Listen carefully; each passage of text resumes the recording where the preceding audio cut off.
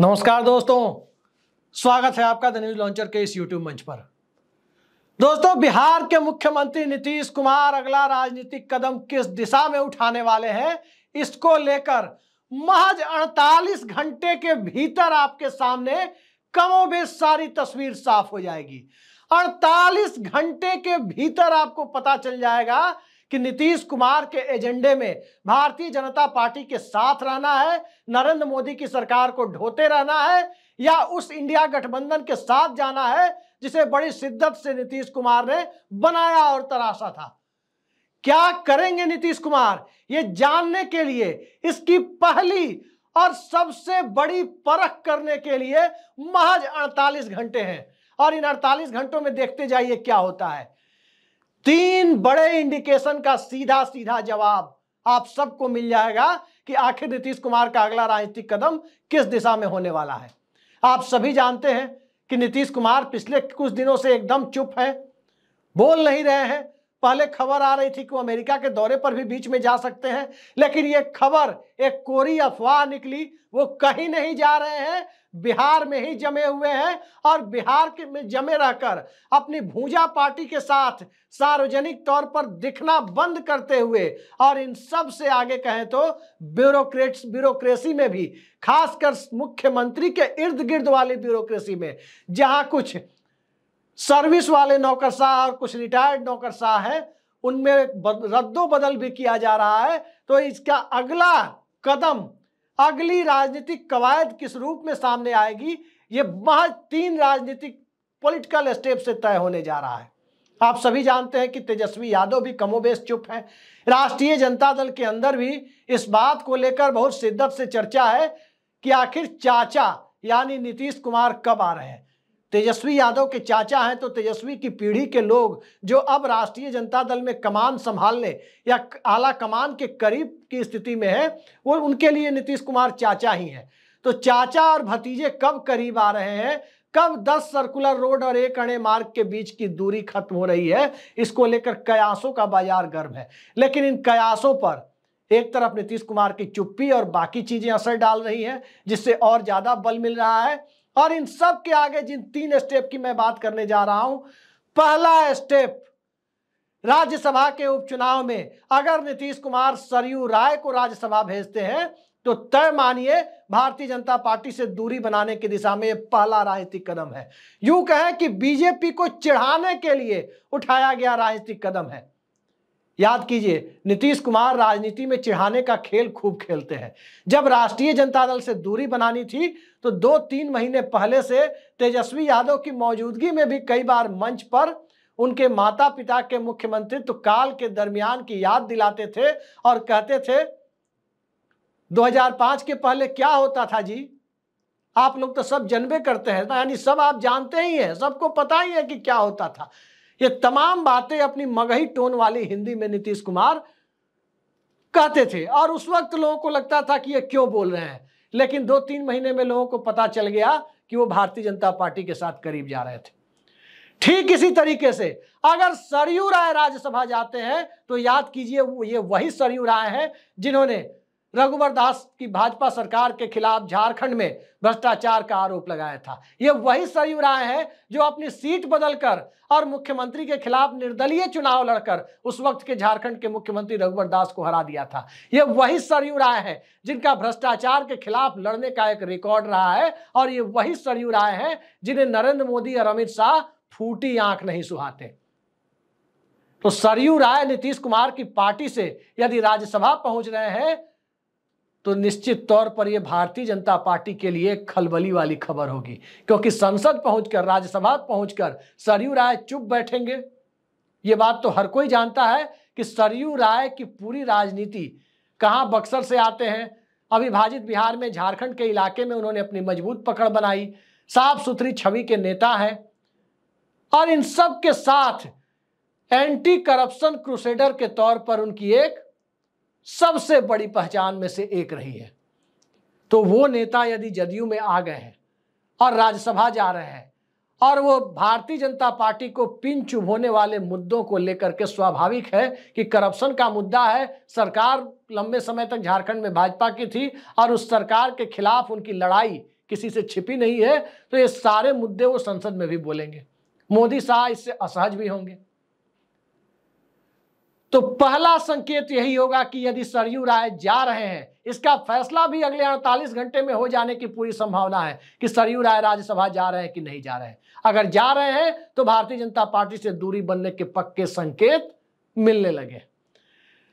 दूसरा मुद्दा जो कांग्रेस पार्टी तय करने जा रही है कि आखिर बिहार में कांग्रेस के प्रदेश अध्यक्ष कौन होंगे। सब जानते हैं कि कांग्रेस कई राज्यों में अपने प्रदेश अध्यक्षों को बदल रही है, और बिहार में कांग्रेस के जो अध्यक्ष हैं, आज ही के दैनिक भास्कर में खबर लगी है कि कल उन्होंने कह दिया, कल या परसों उन्होंने कह दिया था कि 2004 से 14 के मनमोहन सिंह के यूपीए के कार्यकाल में भी बिहार की उपेक्षा हुई थी, बिहार के साथ भेदभाव हुआ था। यह संगीन आरोप कांग्रेस के प्रदेश अध्यक्ष, जो खुद यूपीए सरकार में मंत्री थे, मनमोहन सिंह की सरकार में, तब वो राजद में थे, राजद कोटे से वो राज्य मंत्री थे, उस सरकार में जिसमें वो खुद सरकार का हिस्सा थे, यानी अपनी ही सरकार पर भेदभाव का आरोप अखिलेश सिंह ने लगा दिया। अब कांग्रेस पार्टी में ये चीजें तो स्वाभाविक है कि स्वीकार्य नहीं होंगी।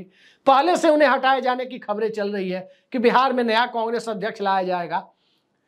तो दूसरा संकेत यहीं से मिलने वाला है कि बिहार में कांग्रेस के अध्यक्ष पद पर किन की ताजपोशी होती है। देखिए, अगर अति पिछड़ा या महादलित समुदाय से किसी व्यक्ति को अध्यक्ष बनाया जाता है, तब तो इसका सीधा मतलब है कि नीतीश कुमार के जनाधार से अध्यक्ष बनाया जा रहा है। जहां उनकी पॉलिटिक्स है, उस दायरे में कांग्रेस पार्टी सेंध लगाने की कोशिश कर रही है, तो नीतीश कुमार के कांग्रेस के साथ जाने की संभावना क्षीण होती है। इसका सीधा मतलब है। लेकिन यदि जनरल कैटेगरी से, सामान्य वर्ग से कांग्रेस पार्टी अपना अध्यक्ष बनाती है, अगर अखिलेश सिंह का रिप्लेसमेंट प्रेमचंद मिश्रा, मदन मोहन झा, अवधेश सिंह जैसे नेताओं से करती है, या किसी दूसरे जनरल कैटेगरी के नेता से करती है, मसलन एमएलए आनंद शंकर, इस तरह के लोगों से अगर कांग्रेस पार्टी रिप्लेसमेंट की कोशिश करती है, प्रदेश अध्यक्ष अखिलेश सिंह के रिप्लेसमेंट की, तो इसका सीधा मतलब है ये सारे लोग नीतीश कुमार के साथ अच्छे संबंधों वाले लोग हैं। इनके नीतीश कुमार के साथ चाहे प्रेमचंद मिश्रा रहे हो, चाहे मदन मोहन झा रहे हो, चाहे अवधेश सिंह रहे हो। खासकर प्रेमचंद मिश्रा के बारे में कहा जाता है कि नीतीश कुमार की सरकार पर वो आरोप भी लगाते थे और उनके व्यक्तिगत संबंध नीतीश कुमार से बहुत अच्छे थे, क्योंकि सरकार की नीतियों को लेकर स्वाभाविक है कि जो विपक्ष में है वो आरोप लगाएगा, सदन में हमले करेगा, व्यक्तिगत हमले कभी नहीं करते। मदन मोहन झा के बारे में कहा जाता है कि बतौर राजस्व भूमि सुधार मंत्री वो नीतीश कुमार के गुड बुक में रहे, इकलौते ऐसे मंत्री रहे उस विभाग के, खासकर नीतीश कुमार के कार्यकाल में, जो उस काजल की कोठरी से बिना बदनाम हुए निकल गए। तो उनकी भी एक बात है। सहकारिता मंत्री नीतीश कुमार की सरकार में जब कांग्रेस शामिल थी, अवधेश सिंह भी थे। ये सारी बातें चल रही है कि कांग्रेस पार्टी अगर प्रदेश अध्यक्ष बनाने में, जो 2-4 दिनों में चर्चा है कि कभी भी नए प्रदेश अध्यक्ष का नाम आ सकता है, उस पर नजर रखने की जरूरत है कि वो बनाती किसे है। उससे बहुत बड़ा इंडिकेशन मिलेगा कि कांग्रेस पार्टी नीतीश कुमार और लालू यादव को साथ लाने में, एका कराने में एक बड़ी भूमिका निभा रही है। और तीसरा और सबसे महत्वपूर्ण इंडिकेशन अगले 36-37 घंटों में आपके सामने होगा, जब पटना के गांधी मैदान से बिहार के मुख्यमंत्री नीतीश कुमार बोलेंगे, ध्वजारोहण करेंगे और भाषण देंगे। आप जानते हैं कि विधानसभा सत्र के अलावा वो पिछले तकरीबन महीने भर से कहीं कुछ बोल नहीं रहे हैं। किसी समारोह में भी जा रहे हैं, चुपचाप फीता काट लिया, कहीं कोई मीडिया बाइट नहीं दे रहे हैं। मीडिया फ्रेंडली माने जाते हैं, मीडिया के जो रिपोर्टर्स होते हैं वो तमाम लोग पटना में कहीं भी जाकर 1-2 मिनट की बाइट उनकी ले लेते थे। किसी समारोह में जाकर वो स्पीच भी देते रहे। जो परंपरा है कि मुख्यमंत्री या प्रधानमंत्री जहां जाते हैं कम से कम 10 मिनट की स्पीच तो जरूर ही देते हैं, 8-10 मिनट की, ज्यादा भी दे सकते हैं। लेकिन नीतीश कुमार जा तो रहे, बोल नहीं रहे। और जब से चुप्पी है तब से ये सवाल है। तो उस चुप्पी के बाद अब 15 अगस्त को तो चुप्पी नहीं रहेगी। 15 अगस्त को तो सभी जानते हैं कि नीतीश कुमार बोलेंगे, खूब बोलेंगे, गांधी मैदान में ध्वजारोहण के बाद बोलेंगे। और जब बोलते हैं तो नीतीश कुमार के पास आमतौर पर जो 2 चीजें बोलने के लिए होती है, बिहार के विकास और बिहार के लिए कितना काम किया है और क्या क्या योजनाएं बना रहे हैं। उसके अलावा जो दो चीजें होती है वो दोनों एक साथ नहीं बोलते, कोई एक बोलते हैं। जब नीतीश कुमार महागठबंधन में होते हैं और उन्हें भारतीय जनता पार्टी के साथ जाना होता है तो करप्शन, वंशवाद, इन सब के ऊपर खूब बोलते हैं। और जब नीतीश कुमार भाजपा के साथ होते हैं तो सांप्रदाय, और उन्हें भाजपा का साथ छोड़ना होता है, उसके पहले से सांप्रदायिकता नीतीश कुमार के एजेंडे में आ जाता है कि अब बोलना है तो सांप्रदायिकता पर। तो याद रखिए, 15 अगस्त को अगर नीतीश कुमार ने भ्रष्टाचार और वंशवाद के ऊपर बोला तो तय मानिए कि अभी वो भाजपा गठबंधन में रुकेंगे। कितने दिन रुकेंगे वो नीतीश कुमार जाने, लेकिन रुकेंगे।